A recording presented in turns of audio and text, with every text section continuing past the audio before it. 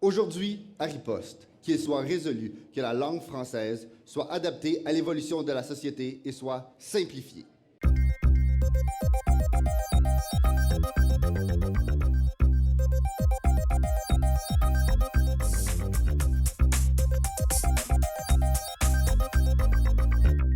Bonjour mesdames et messieurs et bienvenue à Riposte.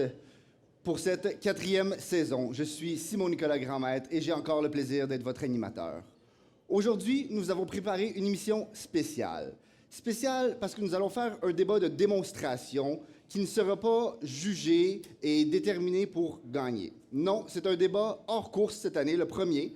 Nous avons réuni certains, pour ne pas dire les meilleurs débatteurs au Canada en langue française, pour vous donner un débat de démonstration. Le but est de démontrer qu'est-ce que le débat, dans notre forme oratoire que nous pratiquons ici au Canada. Donc, sans plus tarder, je vais vous présenter nos premiers ministres et l'opposition pour vous donner une idée de qui nous avons affaire. Donc, sans plus tarder, Monsieur le Premier ministre, René Lebertre. Bonjour René. Bonjour. René a une maîtrise en communication de l'Université Laval. Il est champion du monde oratoire de débat en 2015 et championnat national canadien en 2016. Bravo, René. Merci. Comme partenaire de René, nous avons Ikram Méchéri. Bonjour, Ikram. Elle fait présentement une maîtrise en économie à l'Université McGill. Elle était finaliste au championnat mondial de débat oratoire à Paris en 2016 et elle est gagnante du tournoi HEC Montréal en 2015. Pour s'opposer à notre équipe ici, nous avons à l'opposition comme chef Amal Azzouz. Bonjour Amal. Bonjour. Amal détient une maîtrise en sciences politiques de l'Université de Montréal. Elle a été championne nationale canadienne en 2015 et elle est présidente de l'organisation Débat-toi Montréal. Comme partenaire, Amal va avoir Tristan Garcia. Tristan a aussi complété une maîtrise en sciences politiques à l'Université de Montréal et il est aussi champion national en 2015. Donc, comme nous pouvons voir, nous avons ici une très bonne brochette de candidats. De plus, fidèle à son poste, nous avons comme juge en chef M. Gabriel Meunier. Bonjour Gabriel. Bonjour Simon-Nicolas. Alors, sans plus tarder, nous allons débuter le débat. Mais il faut vous rappeler qu'aujourd'hui, c'est un débat spécial et nous allons vraiment voir la forme, l'argumentation et bien sûr peut-être des super belles répliques. Donc, j'aimerais simplement dire que, avant d'entreprendre le débat, je tiens à rappeler que les arguments et les propos tenus par les débatteurs ici présents ne sont pas nécessairement leur opinion et cet exercice a pour but d'engager le débat. Et oui, des fois, on dit des choses qui ne sont pas nécessairement notre opinion. Mais avant de débuter, j'aimerais souligner le fait que nous avons une foule merveilleuse ici à l'Université d'Ottawa, et c'est les étudiants du collège Lycée Claudel. Oui. Plusieurs potentiels jeunes futurs débatteurs. Donc, sans plus tarder, je vais laisser la parole à Monsieur le Premier ministre pour son discours d'introduction d'une durée de 6 minutes. La parole est à vous lorsque vous êtes prêts. Et je suis prêt, messieurs les présidents. Merci et bonjour à tous, à ceux qui sont là, à ceux qui nous regardent devant leur écran. Alors aujourd'hui, avec ma collègue, nous sommes le gouvernement de la francophonie, c'est-à-dire que nous avons autorité sur l'enseignement du français partout sur la planète. Et comme ça a été dit, nous voulons faire une mise à jour massive de la langue française pour l'adapter à la société du XXIe siècle. Comment ça va se faire? Je vais vous l'expliquer. Une mise à jour de la grammaire d'abord. Nous allons réformer la conjugaison de façon à ce qu'il ne reste plus que 5 temps, les plus employés. Les autres seront supprimés. Les 5 temps, je peux vous les donner. Donc ce sera le présent, le futur simple, l'imparfait de l'indicatif, le passé composé ainsi que le conditionnel. Les autres seront supprimés. On ne les apprendra plus.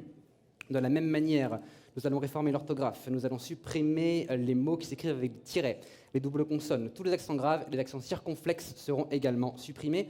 Et enfin, nous allons féminiser un grand nombre de mots, notamment des mots relatifs à des charges publiques qui peuvent être féminisés et qui ne le sont pas. Tout ce travail sera encadré par un comité de linguistes experts venus de l'ensemble de la francophonie. Pourquoi voulons-nous faire ça? Quel est notre axe? Nous voulons nous adapter à la société parce qu'on maltraite la langue française, on se détourne d'elle, de plus en plus on l'enseigne de moins en moins à travers le monde. Elle est difficile, elle est figée. nous sommes aussi face à une hégémonie culturelle américaine, face à laquelle il faut lutter. Nous voulons donc redonner de l'impulsion à la langue française. Et à cet axe qui est notre colonne vertébrale se rattachent 4 arguments que nous allons développer. J'amènerai les 3 premiers. Mon premier argument donc s'intitule « Prioriser une compétence du quotidien ». Mon deuxième argument parlera de la charge émotive de la langue. Enfin, mon troisième argument s'intitule « Contrer la rigidité des institutions ». Alors j'y vais avec mon premier argument, prioriser une compétence du quotidien. Je vais vous montrer ici que mieux vaut se concentrer sur l'apprentissage du français courant, nécessaire au quotidien, plutôt que d'apprendre à l'école, aux enfants, des langues qui ensuite sont aussi vite apprises qu'oubliées et qui ne sont pas utilisées dans le quotidien, qui ne sont pas utilisées. Il y a les temps qui sont inutiles, par exemple le futur antérieur, par exemple l'imparfait du subjonctif, que nous aurions bien du mal à conjuguer ici si nous essayons de le faire, parce que nous l'avons oublié depuis l'époque où on nous l'a appris. On a suffisamment de problèmes avec la langue du quotidien, la langue que l'on parle ou que l'on écrit au quotidien, on fait suffisamment de fautes pour aller en plus apprendre d'autres langues, se concentrer sur l'orthographe et la conjugaison d'autres langues qui ne sont pas utilisées. Mieux vaut savoir distinguer, bien écrire l'imparfait de l'indicatif, plutôt que de s'embêter avec d'autres temps qu'on n'utilise pas. De même de la grammaire, elle est souvent complexe et sans logique. Elle n'est justifiée par rien. Il y a des milliers de cas particuliers qu'il faut simplement apprendre par cœur. Elle n'a pas de justification logique. Pourquoi est-ce que le mot rêve s'écrit avec un accent circonflexe et non pas avec un accent grave? Il y a peut-être une justification étymologique, mais certainement pas une justification logique. Ainsi donc, beaucoup de gens ont une perte de crédibilité à travers leurs écrits parce qu'ils n'ont pas finalement cette intuition, cette capacité de comprendre le hasard de la grammaire, alors même qu'ils peuvent être intelligents, qu'ils peuvent être créatifs, qu'ils peuvent être organisés.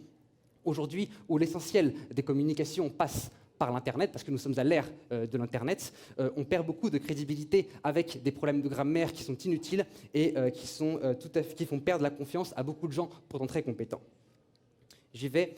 Voilà pourquoi il est essentiel de pouvoir s'adapter à la langue qui est parlée aujourd'hui et d'apprendre cette langue-là qui est parlée, se concentrer sur l'orthographe de cette langue-là qui est parlée pour pouvoir régler ces problèmes-là. J'y vais avec mon deuxième argument, la charge émotive de la langue. En fait, il faut savoir que le langage et le sens du langage ont évolué à travers les époques. Les mots et les conjugaisons ont une charge émotive qui change à travers les époques. Leur sens évolue beaucoup. Un auteur comme Bossuet du XVIIe siècle, quand il utilisait le passé simple, il traduisait avec ça une émotion particulière, il traduisait un ressenti particulier. Ce ressenti n'est plus le même aujourd'hui, parce que la pensée évolue, parce que le sens des mots évolue. Ainsi donc, en lisant une œuvre écrite il y a 2 ou 3 siècles par un auteur de cette époque-là, on n'a pas le ressenti et la charge émotive qu'il voulait à l'époque, partager en utilisant ce temps-là. Ainsi donc, la simplification et la traduction de ces temps-là, de ces œuvres-là, avec des temps qu'on n'utilise plus, sont nécessaires. De la même manière que quand on traduit d'une langue à une autre, je prends votre question après, de la même manière que quand on traduit d'une langue à une autre, de l'anglais au français, on ne traduit pas littéralement, on traduit le sens pour que l'on comprenne quelle est la charge émotive qu'il y a derrière. Il faut que ce soit aussi fait avec la langue française. Comment comprendre une émotion quand elle est exprimée avec un temps qu'on ne connaît pas? C'est la question à laquelle il faut répondre. Je vous écoute. Vous ne pensez pas qu'on perd beaucoup du texte simplement en le traduisant ?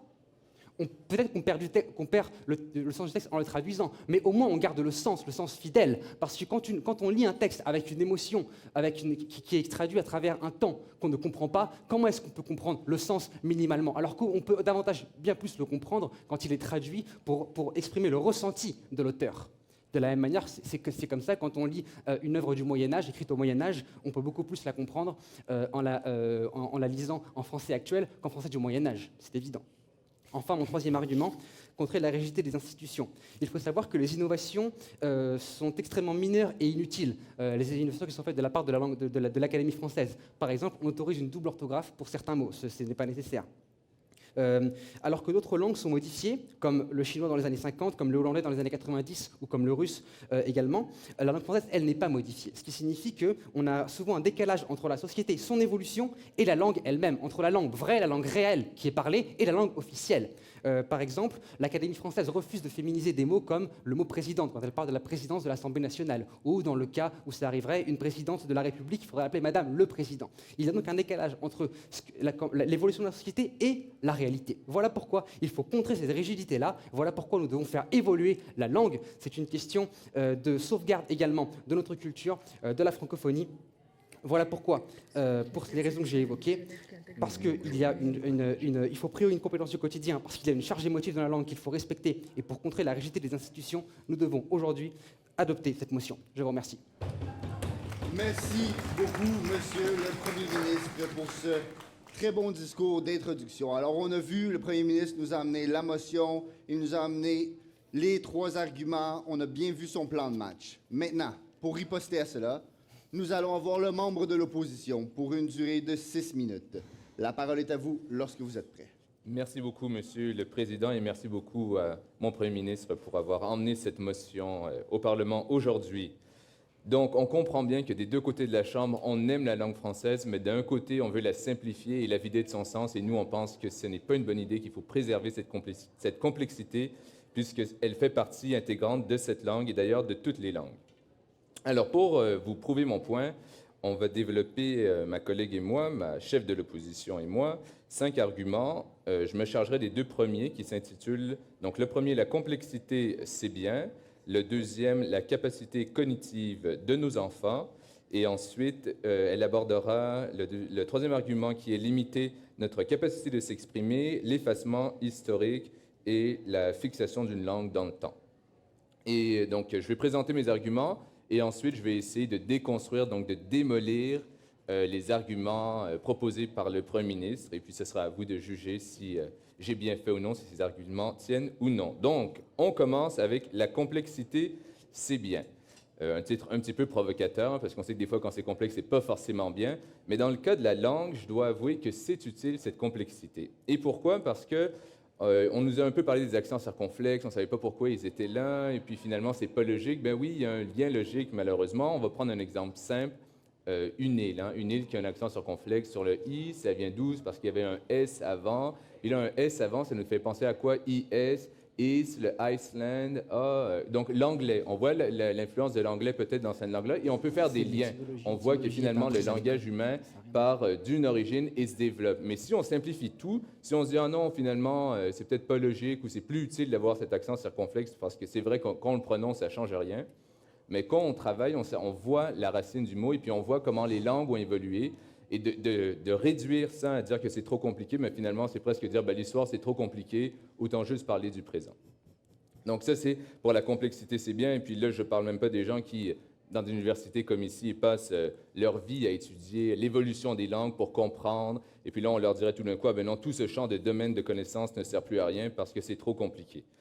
Et ce qui m'emmène à mon deuxième argument, qui est la capacité cognitive. Donc là, ce qu'on veut dire à nos enfants, à partir de maintenant, après cette réforme, si elle est adoptée, c'est que, ah ben oui, finalement, le français, c'est très compliqué, donc on va tout simplifier, puis vous avez, en 1 an de français ou en 2, peut-être que vous allez être capable de maîtriser cette langue ou que ce sera suffisant, puis on n'aura plus, donc, peut-être 15 ans de cours de français comme on a maintenant, puisque ce sera si simple.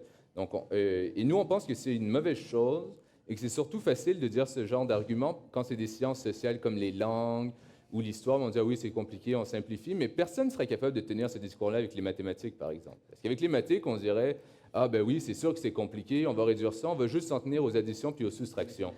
Mais est-ce qu'on arriverait à évoluer en termes de société humaine? Est-ce que la recherche, c'est pas bon en soi? Est-ce que le fait de développer nos capacités dès le primaire, de savoir que, OK, je ne maîtrise peut-être pas le français au bout de mon secondaire, ni même de mon primaire, ni même à l'université, c'est un travail qui prend une vie, mais ça développe des capacités cognitives chez les gens. La même chose pour les mathématiques, la même chose dans tous les domaines, dans toutes les sciences. Et donc, on voit ici que malgré les bonnes intentions du gouvernement de dire « Ah, mais non, il faut que ce soit plus simple, plus accessible », nous, on pense que c'est tout l'inverse, que de simplifier tout ça, finalement, on réduirait l'évolution même des êtres humains. Je prends votre question. Comment voulez-vous développer des capacités cognitives avec des temps que vous oubliez une fois que vous les avez appris ou que vous avez oublié aujourd'hui ce que vous avez appris à l'école primaire? Voilà, très bien. Donc ça, c'est toujours l'argument qui dit à l'école, ça, je ne l'utiliserai jamais dans la vie, ça ne sert à rien, pourquoi est-ce que je l'apprends? Mais si on pense à ça, il y a beaucoup de domaines que moi j'ai étudiés, que vous allez étudier, que vous étudiez déjà, qui vous serviront à rien. Mais ce qu'on apprend à l'école, c'est pas tant la façon d'un mot, comment il est écrit, mais c'est la façon de réfléchir. C'est comment résoudre un problème, on a un problème qu'on n'a jamais fait face, qu'est-ce qu'on fait, pourquoi est-ce qu'il y a un accent circonflexe, on est curieux, on développe la curiosité. Et tout ça, ça fait partie de notre évolution en tant qu'être humain. Donc, ce n'est pas juste une question de se dire « Ah, c'est trop compliqué, c'est mauvais, il faut réduire ». Et donc, maintenant, pour passer au moment de la déconstruction des arguments du Premier ministre, donc la démolition dans des termes un peu plus forts, on vous a dit « Ah oui, prioriser une compétence du quotidien. Dans la vie de tous les jours, il y a des verbes qu'on n'utilise pas, donc il faudrait les éliminer. On nous a même dit Internet, on ne l'utilise pas. Mais moi, je m'aperçois que les gens, je pense, lisent de plus en plus avec l'utilisation d'Internet, du téléphone. C'est pas vrai que ça se limite de penser que les jeunes, comme vous, utilisent juste les émoticônes, les emojis pour discuter. Ça, je pense pas qu'on soit vraiment là-dedans. Et puis que la complexité de la langue se représente dans Internet. Je pense que les gens écrivent de plus en plus avec cette quantité de messages textes. Après, on vous a aussi dit la charge émotive, le sens évolue. Donc là, on ne pouvait pas comprendre les auteurs avant parce qu'il fallait les traduire. Ben non, on dit que nous, ce qu'on ne veut pas comprendre, c'est les sentiments d'aujourd'hui, c'est les sentiments d'hier. Quand est-ce qu'ils ont écrit et pourquoi, à tel moment de l'histoire, et nous, on veut comprendre quels étaient ces sentiments. Et c'est pour ça qu'il faut garder les temps de verbe. On apprend sur le moment précis de l'histoire et pas juste sur notre réalité à nous. Après ça, on vous a parlé aussi de rigidité du quotidien, que l'Académie française ne bougeait pas assez vite. Ça, on peut être d'accord sur certains aspects, mais la langue évolue tout de même. Il y a des mots qui s'ajoutent, il y a des mots qui disparaissent, et ça, c'est déjà le travail de l'Académie française. Donc là, on nous dit, ah oui, c'est trop rigide, mais peut-être qu'il faudrait juste réformer l'Académie et pas juste simplement tout simplifier et changer toutes les règles de la langue française. Donc pour tous ces arguments, nous pensons à l'opposition qu'il ne faut pas adopter cette simplification à outrance de la langue française. C'est pour ça que je vous invite à voter contre. Merci beaucoup, monsieur le membre de l'opposition. Alors, comme on peut voir, le sujet de la langue française est un sujet qui fait toujours couler beaucoup d'encre. On a déjà vu des arguments du côté du gouvernement et de l'opposition. On a vu un bon plan de match aussi pour l'opposition avec tous les arguments qui vont nous être présentés. On a vu toutes sortes de bons liens. Maintenant, avant de continuer le débat, nous allons prendre une courte pause. Et au retour, nous allons entendre Madame la membre du gouvernement ainsi que Madame la chef de l'opposition. Au retour de la pause.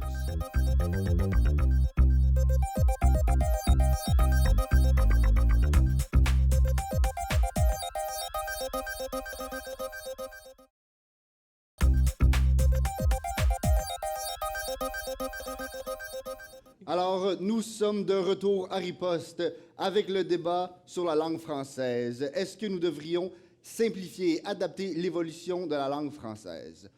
Pour avoir une perspective sur les deux premières interventions, nous allons aller directement avec notre juge expert, M. Gabriel Meunier. Alors, Gabriel, qu'avez-vous pensé des premières altercations? Eh bien, tout d'abord, Simon Nicolas, je dois dire que c'est un honneur et un privilège de pouvoir assister à un débat, à un choc de titans avec des débatteurs aussi expérimentés et ayant remporté autant de prix sur la scène nationale et internationale. C'est difficile. En fait, aussi, je suis content qu'on ne nomme pas un gagnant à la fin du débat parce que ce serait très difficile de déterminer laquelle des équipes est la meilleure. Je dirais simplement que les deux premiers débatteurs ont fait des performances exemplaires au niveau de la structure. Le premier ministre ayant bien cadré sa motion au niveau de l'objectif et au niveau des moyens.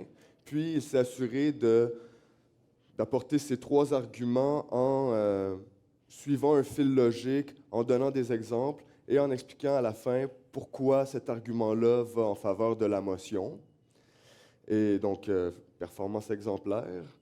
Et du côté du membre de l'opposition, c'est un rôle très difficile, le membre de l'opposition, parce qu'il doit recentrer le débat, apporter 2 à 3 nouveaux arguments, puis réfuter les arguments apportés par le premier ministre, le tout dans un temps de discours de 6 minutes.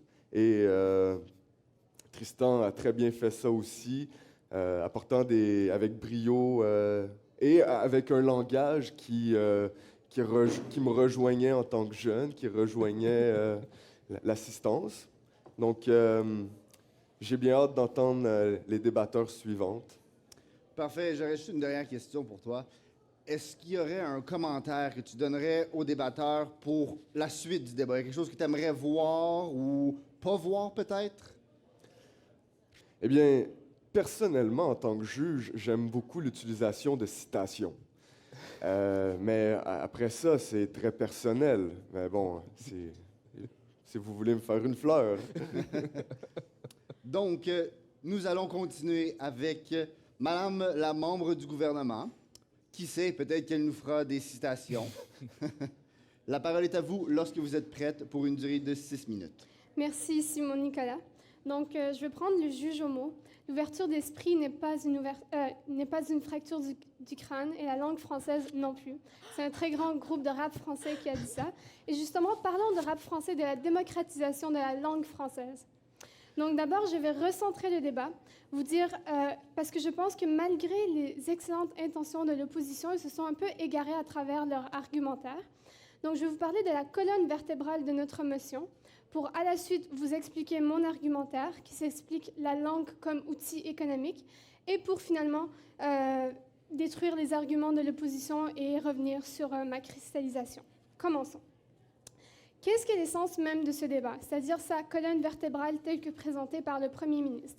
Notre colonne vertébrale aujourd'hui, c'est d'adapter la langue française au XXIe siècle, c'est-à-dire aux réalités actuelles, aux réalités de monsieur, madame, tout le monde.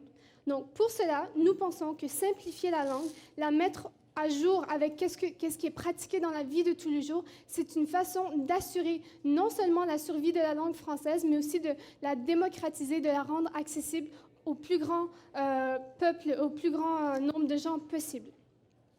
Mais d'abord, il faut comprendre qu'est-ce qui est vraiment une langue. Donc, permettez-moi de faire un peu de poésie à mon tour et de parler de l'aspect sociologique de la langue. Donc, la langue est avant tout un artefact, c'est-à-dire c'est une construction sociale, c'est une construction humaine qui est faite par l'homme. Donc, pour pouvoir survivre à travers le temps, comme la culture, comme n'importe quel autre artefact, la langue doit pouvoir s'adapter. Parlons des langues qui sont mortes, par exemple le latin. Le latin s'est perdu parce que justement, il n'est pas arrivé à se simplifier. Donc, si on veut vraiment détruire la langue française aujourd'hui, gardons-la complexe comme elle est. Comme ça, on va s'assurer que monsieur, madame, tout le monde vont arrêter de comprendre qu'est-ce qu'on dit dans la vie de tous les jours. Et ainsi, on va tout simplement tuer la langue française. Donc, de notre côté du gouvernement, nous pensons que non. Nous pensons que la langue, justement, a ce potentiel, a ce pouvoir de s'adapter aux mœurs du public. Et elle doit refléter, comme un miroir, la façon dont les gens communiquent entre eux. Et non seulement, ce qui m'amène à mon argumentaire, non seulement la langue doit refléter les mœurs populaires, mais elle doit aussi être un avantage économique. Présentement, la francophonie regroupe plus de 32 États francophones à travers le monde, ce qui fait en sorte qu'on a des relations privilégiées avec des pays tels que la France, la Belgique, l'Algérie, le Maroc, le Sénégal, parce que justement, on a cet avantage de se comprendre entre nous. Si on perd cet avantage, parce que certaines élites veulent conserver une certaine complexité qui fait en sorte qu'au final, ils ont plus l'air de précieuses ridicules qu'autre chose, dans ce cas-là, on va arrêter de se comprendre entre nous. De ce côté de la Chambre, nous pensons que c'est quelque chose de très regrettable, ce qui m'amène à mon point de la démocratisation de la langue. Aujourd'hui, lorsqu'on va se parler entre nous, on ne va pas utiliser le même langage que lorsqu'on va écrire notre texte. Pourquoi? C'est très dommage. Nous pensons que, justement, ça emmène une certaine censure auprès de la population. C'est-à-dire les jeunes comme vous et moi, lorsqu'on va essayer d'écrire un texte, au lieu d'utiliser le langage qui est adapté à nos besoins et à nos pratiques courantes, on va essayer de rentrer dans une complexité qui n'est pas nécessaire à la langue française actuellement. Donc, justement, pour revenir à mon exemple de rap français, comme quoi que l'ouverture d'esprit n'est pas une fracture du crâne, l'apprentissage de la langue non plus. Elle ne doit pas être forcée, parce que si, justement, on force cet apprentissage, les gens vont délaisser cette langue. Ils vont arrêter de l'utiliser pour, justement, développer des patois, comme le latin. Le latin s'est développé en patois pour ensuite devenir le français que nous avons actuellement. Donc, si on ne veut pas perdre le français, on doit laisser, justement, cette liberté à la langue de pouvoir évoluer à travers le temps.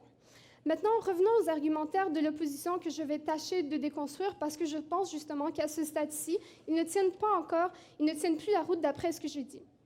D'abord, le membre du gouvernement nous a parlé d'une complexité qui est utile. Il nous a parlé de l'île et de l'étymologie du mot et franchement, je me suis perdue dans ses explications, ce qui prouve justement que la complexité n'est pas nécessaire pour se comprendre entre nous. En fait, pas du tout, parce que justement, dans le cas des précieuses ridicules, pièces très populaires que je pense tout le monde connaît, les gens, justement, parce qu'ils se perdaient dans une complexité qui n'était pas nécessaire, n'arrivaient plus à se comprendre, et justement, c'est ça qui va tuer la langue française. Par la suite, le membre de l'opposition nous a parlé des capacités cognitives de nos enfants. Et je pense que tout le monde est d'accord ici que nos enfants sont brillants, ils ont les capacités d'apprendre. Sauf qu'en ce moment, qu'est-ce qui se passe réalistiquement dans la vraie vie? qu'est-ce qui se passe? C'est qu'au lieu d'apprendre justement les auteurs, les écrivains québécois, la littérature française, nos enfants perdent des heures et des heures, des années à apprendre une grammaire qui ne leur sera pas utile. Nous pensons que c'est une mauvaise allocation de nos ressources cognitives, justement. Si on veut pouvoir se libérer l'esprit et grandir tous ensemble, nous pensons que ce temps-là pourrait être mieux alloué à justement découvrir la littérature, le rap français, la poésie, et j'en passe, c'est-à-dire les capacités sont infinies et justement, mieux allouer nos ressources, c'est la meilleure chose à faire. Par la suite, l'opposition nous a parlé des mathématiques en oubliant le point essentiel des mathématiques qui est l'élégance de la simplicité. La simplicité des mathématiques, c'est ça qui fait en sorte que tout le monde a la capacité d'apprendre les mathématiques malgré le fait que c'est un outil complexe, ce qui m'amène à ma cristallisation. Nous avons deux visions qui s'opposent aujourd'hui. Vous avez le réalisme et le progrès du gouvernement qui s'oppose à l'utopisme et à la stagnation de l'opposition. Et pour cela, nous sommes très fiers de présenter. Merci. Merci beaucoup. Merci beaucoup, Madame la membre du gouvernement, pour ce passionné plaidoyer pour réduire la langue française. Alors, on a vu une bonne recentralisation de la motion de la part du gouvernement après les assauts du membre de l'opposition. Maintenant, c'est au tour de la chef de l'opposition, avec 9 minutes, d'attaquer le gouvernement de front. La parole est à vous lorsque vous êtes prête. Merci. Ah bon, cher public, j'espère que vous ne vous endormez pas, mais je vais commencer par une citation. L'amour a des raisons que la raison ne connaît pas, et moi j'aime le français, et j'ai pas besoin d'expliquer pourquoi, à part le fait que ça sonne bien dans mes oreilles et que ça me réveille le matin et que la première chose que j'entends, c'est un mot en français, c'est comme un couicouis d'oiseau. Et malheureusement ou heureusement, ça passe sur toutes les chaînes au Québec et en dehors du Québec. Et toutes les langues du français, tous les francophonismes m'amusent et toutes les tournures de phrases compliquées font de ma journée une journée plus belle. Donc, je vais présenter 3 arguments. Ensuite, je vais faire la réfutation de la membre du gouvernement. Par la suite, je vais reconstruire les arguments de mon collègue et déconstruire les arguments du Premier ministre pour finir avec une cristallisation qui est une conclusion avec ouverture. Limiter les capacités d'expression. Imaginez-vous un monde où vous n'avez pas l'impératif. C'est un temps de verbe qu'ils ont exclu dans leur modèle et qui sert à donner des ordres. Cette incapacité-là de donner des ordres changera le rapport hiérarchique dans des sociétés, par exemple.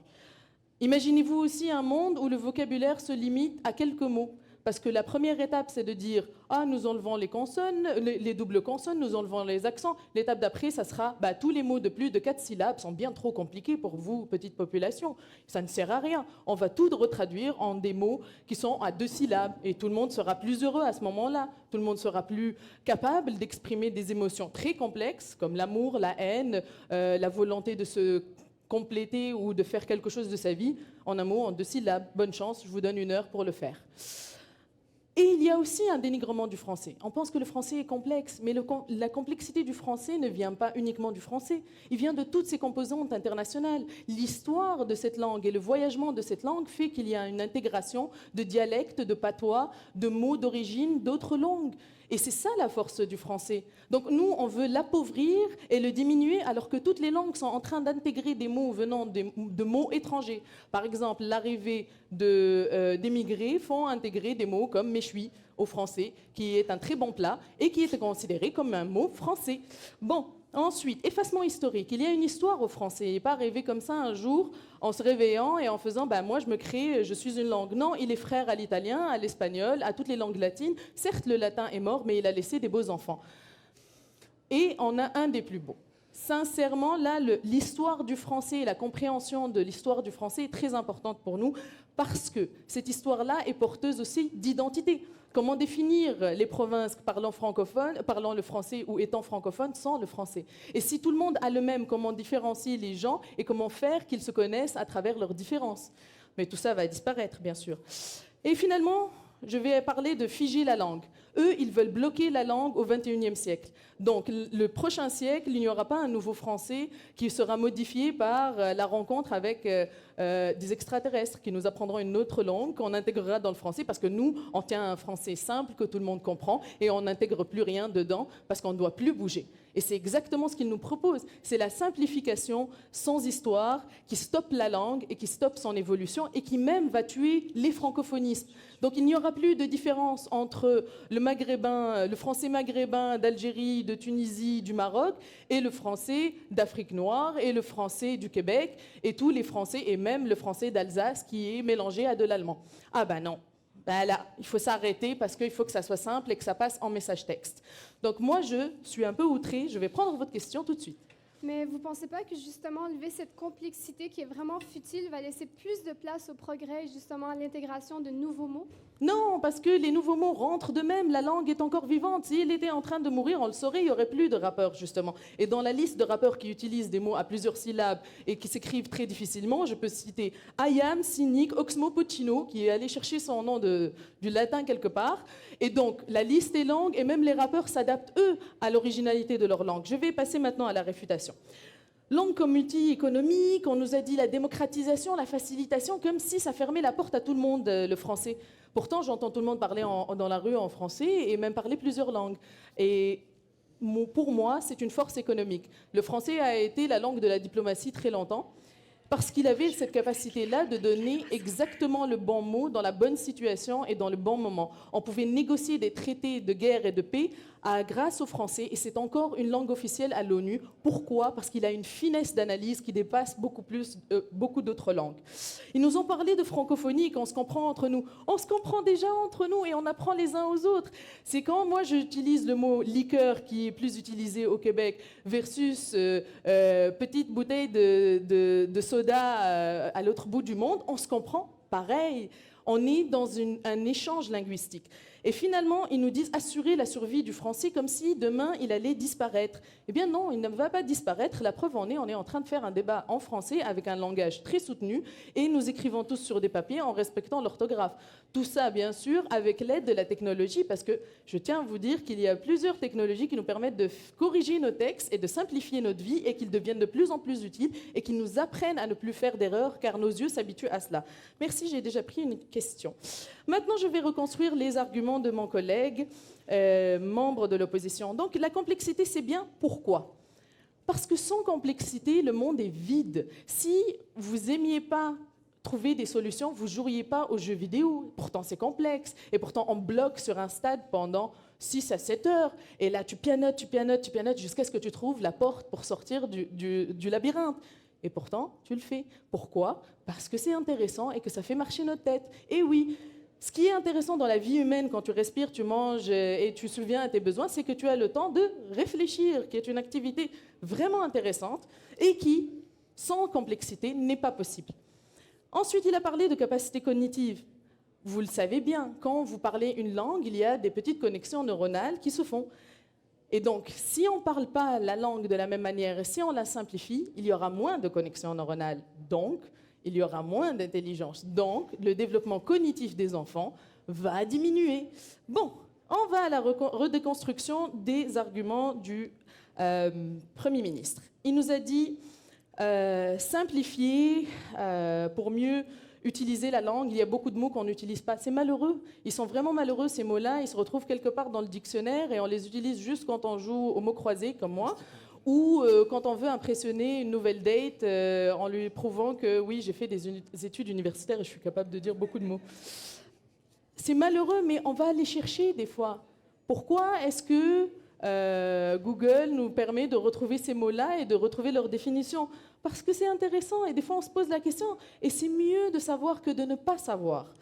Bon, charge émotive, donc l'histoire lourde de la langue qui fait qu'on ne comprend plus ce qu'ils disent. Je ne pense pas, je pense que des auteurs comme Molière sont encore compris par vous. Je pense que vous avez les capacités intellectuelles aussi de vous intéresser à des auteurs complexes, par exemple, qui ont écrit dans le Joual et qui ont fait des textes tirés dans tous les sens, parce qu'on réfléchit comme ça, parce qu'une idée n'est pas linéaire, elle va dans tous les sens. Et je pense donc qu'il y a une charge émotive positive. L'amour, c'est l'amour. Au XIVe siècle comme au XXIe. Quand tu es en train de pleurer devant son balcon, tu es en train de pleurer devant son balcon. Et qu'ils le disent à l'imparfait du subjonctif ou que tu le dises au présent de l'impératif, ça revient au même, l'émotion est la même, et même s'outiller pour pouvoir le dire de façon plus jolie est très intéressant. Finalement, ils nous ont parlé de retirer la rigidité du français. Comme je vous l'ai dit tout à l'heure, il y a beaucoup d'exemples à la modification de la langue, comme le fait qu'il y ait une édition du dictionnaire chaque année qui intègre les nouveaux mots. Oui! Et donc, ces nouveaux arguments ou ces nouveaux mots sont intégrés et de façon permanente dans notre histoire. Ils rentreront à la date de... Allez, en 2016, sous la nouvelle version du dictionnaire, il y a eu Snapchatter. Eh bien, quelqu'un du 24e siècle va pouvoir retrouver une édition de ce dictionnaire-là et trouver la définition de Snapchatter, même si Snapchat a disparu entre-temps.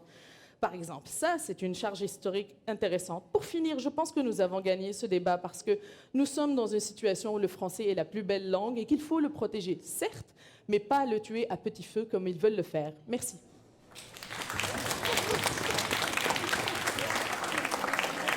Merci beaucoup, Madame la chef de l'opposition, pour ce passionné plaidoyer pour la langue française. Sans plus tarder, j'inviterai Monsieur le Premier ministre pour un discours de 3 minutes. Pour la conclusion, la parole est à vous lorsque vous êtes prêt.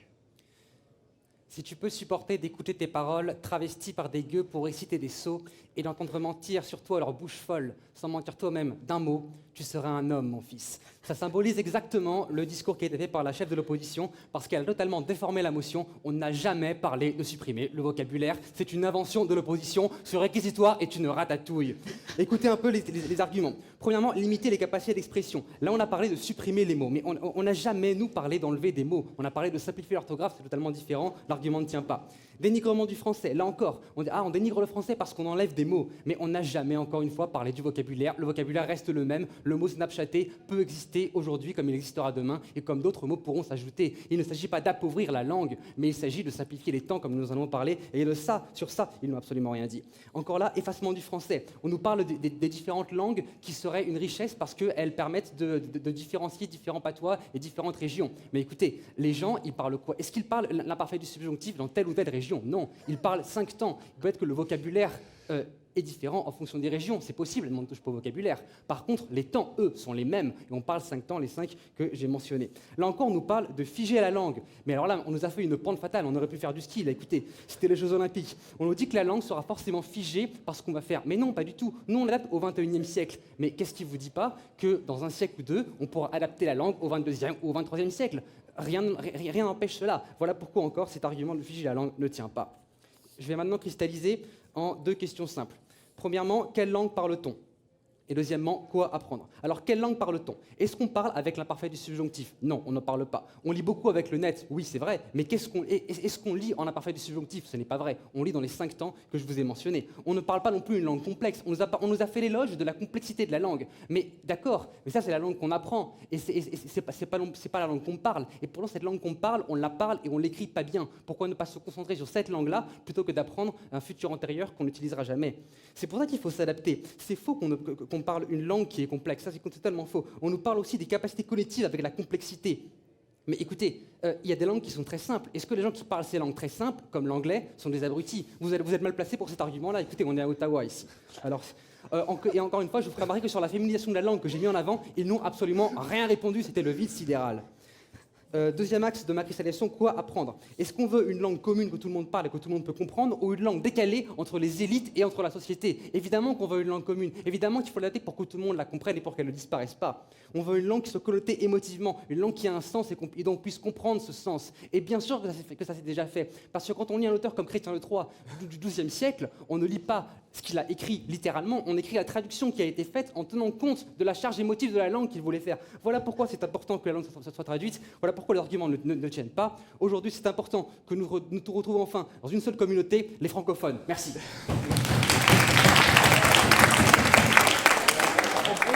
Bravo. J'inviterai les 2 équipes à se serrer la main.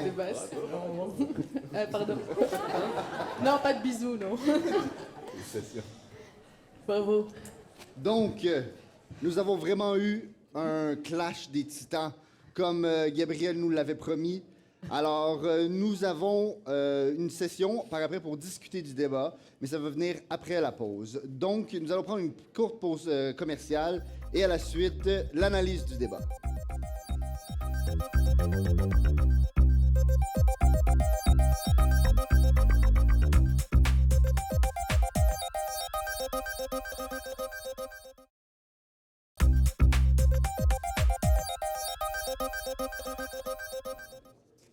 Nous sommes de retour à riposte avec la motion « Devrions-nous adapter la langue française à son évolution au 21e siècle ?» Donc, nous avons eu de la part du gouvernement et de l'opposition plusieurs arguments, des exemples et même des citations, et oui. Donc, nous allons décortiquer un peu le débat. Nous allons le décortiquer de deux manières. D'abord, on va y aller avec la profondeur et la pertinence des arguments, mais aussi on va parler du débat plus en général. Parce que je ne sais pas si vous avez bien remarqué, mais chacun des débatteurs, lorsqu'ils nous ont présenté leur plan de match, nous ont dit « Voici mon premier argument, mon deuxième argument, mon troisième argument ».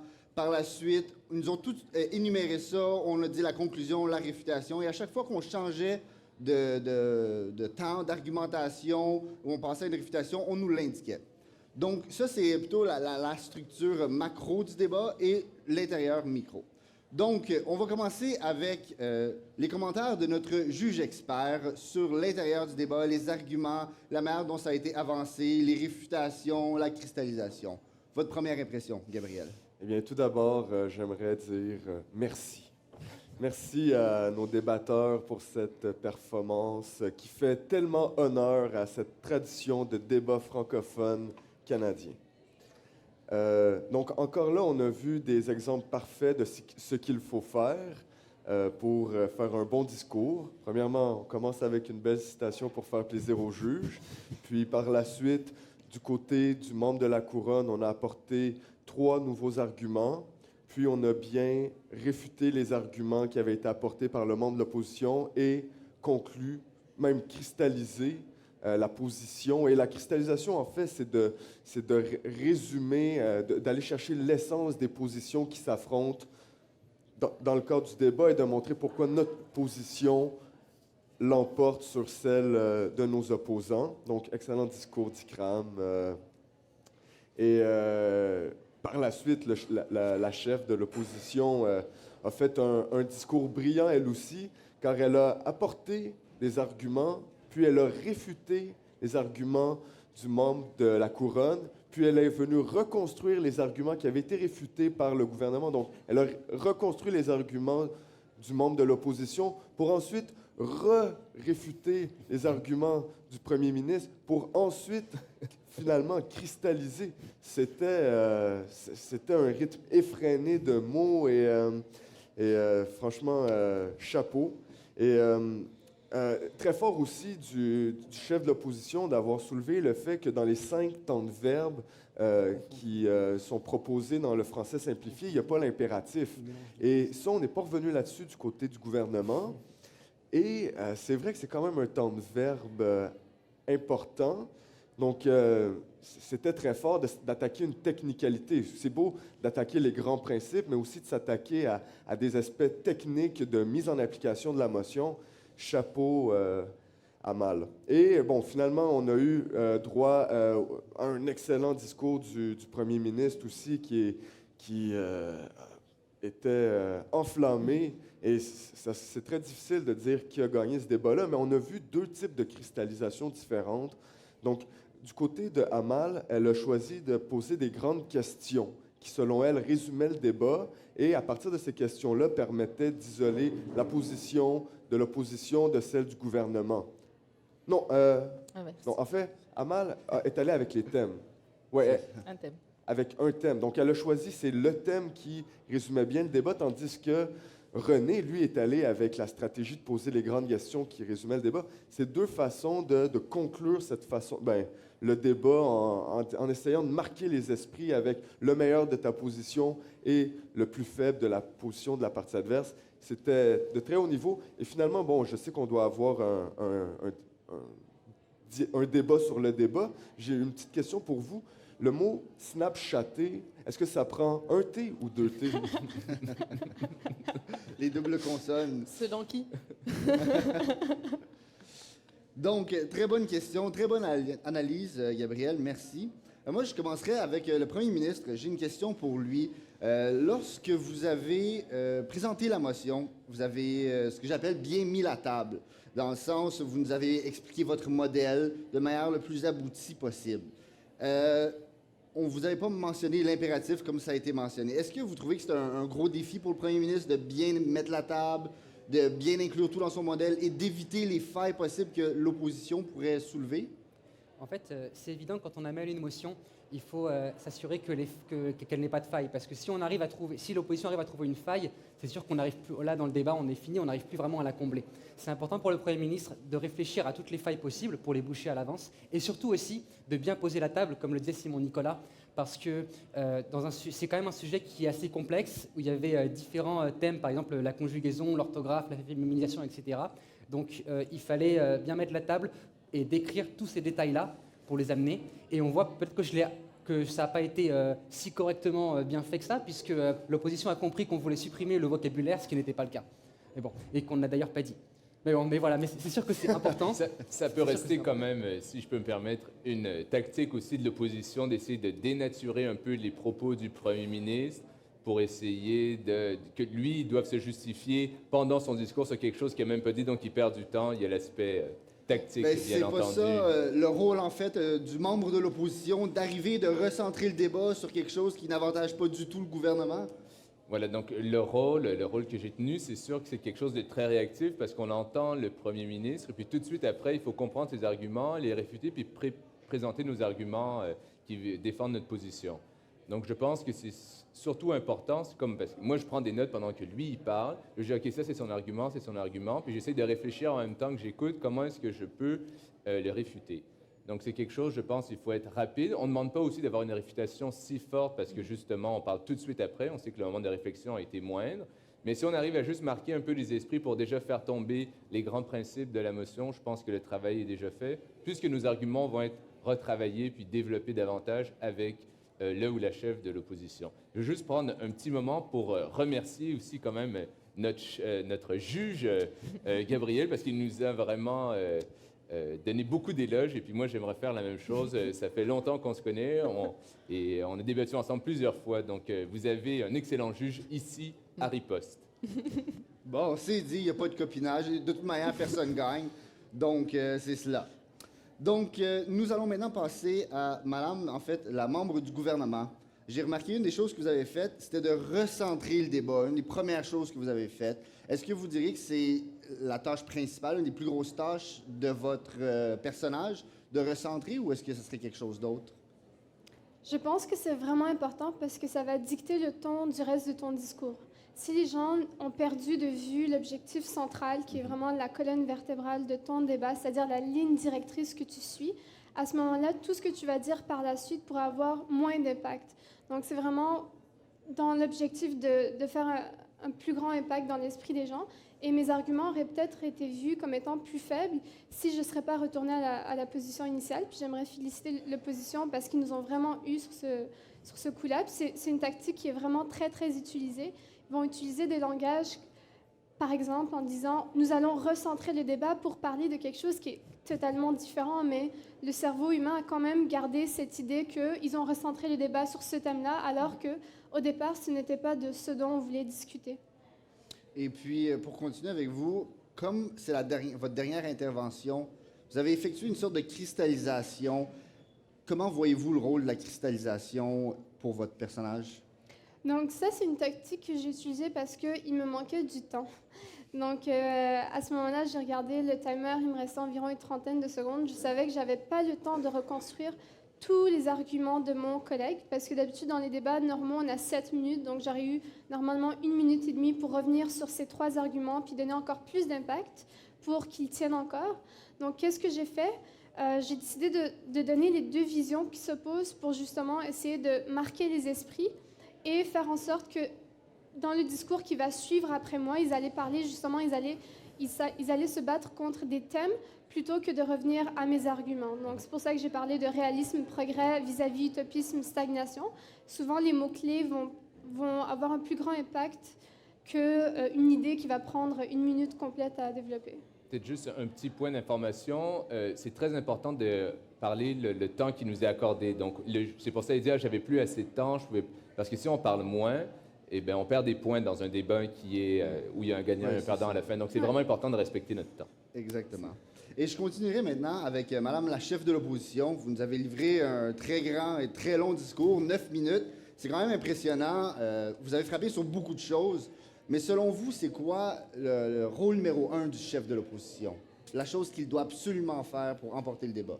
Vu qu'il ne parle pas en dernier, moi je pense que le chef de l'opposition doit avoir le branding. Il faut qu'en sortant du débat, tu gardes 2-3 phrases, que tu te rappelles de cette personne-là, parce que on a gagné parce que cette phrase-là. C'est cette phrase qui vend une idée, qui vend une ligne directrice des fois. Et même, des fois, c'est juste un exemple. Un exemple tellement fort qu'il nie la base logique de l'argumentaire du gouvernement. Je pense que le gouvernement arrive avec cet avantage-là à la fin de faire oublier un peu le discours de l'opposition. Et c'est normal parce qu'il commence quand même le débat. Mais je pense que le chef de l'opposition, une partie, c'est d'être organisé. Il faut que tout soit prêt pour le discours de 9 minutes, parce que 9 minutes, c'est long et c'est très court. C'est très, très court quand on commence et qu'on sait qu'on a 15 informations à transmettre et qu'on a 9 minutes. On sait qu'à peu près, par argument, il faut passer 1 minute, il faut que ça marche, et par contre-argument aussi. Donc, je pense que c'est plus marquer l'esprit et garder, en fait, ce doute sur l'applicabilité, la faisabilité de l'idée du gouvernement. Dire « Ah, et si ça ne marchait pas ?» Voilà. Et je continuerai dans cette veine-là. J'ai remarqué qu'une stratégie dont vous avez peut-être utilisé, c'est moi ce que j'appellerais tirer du canon dans toutes les directions. Oui. Donc il y a un argument central, mais on attaque dans plusieurs directions simultanément. Et là, on peut dire après, ben là, l'opposition est soit revenue sur le centre ou... Parlez-moi un peu de cette stratégie-là. Mais en fait, c'est de cacher l'arbre dans la forêt, en fait. Il y a souvent un contre-argument très fort qui est marquant, mais qui est très long à expliquer. Donc, on prend le temps de l'expliquer et par la même occasion, dans les exemples, on attaque les périphéries d'un argument. Donc, ce qu'on veut dire par périphérie, c'est que ce n'est pas la logique intrinsèque de l'argument, c'est vraiment et si on poussait votre argument à l'absolu, on arriverait à tel extrême. Donc, par exemple, dans notre débat, ça aurait été, moi, ce que j'ai utilisé, c'était la question du vocabulaire. On commence par enlever 2 lettres, le double consonne, et on finit par le vocabulaire. Ils ne l'ont jamais dit, mais je les ai déjà accusés de ça, même s'ils ne l'ont jamais dit. Parce qu'on imagine, dans ce cadre-là de réfutation, que tout est possible. Une fois que tu ouvres la porte à la modification, selon nous, négative, donc on ouvre la porte à toutes les extrémités. Et de la même manière, vu qu'eux, ils ont parlé, il faut en fait nier les deux, pour mon rôle à moi, personnellement, il y a beaucoup d'exemples qui n'ont pas été abordés ou des explications d'arguments qui n'ont pas eu le temps d'être traités par mon coéquipier, que je vais devoir réattaquer d'une façon ou d'une autre. Donc, ce que je prends souvent, c'est le nerf optique, ce qu'on voit le plus. OK, ce qu'on voit le plus que vous avez retenu, moi, je vais le détruire. Puis après, on verra. Parfait.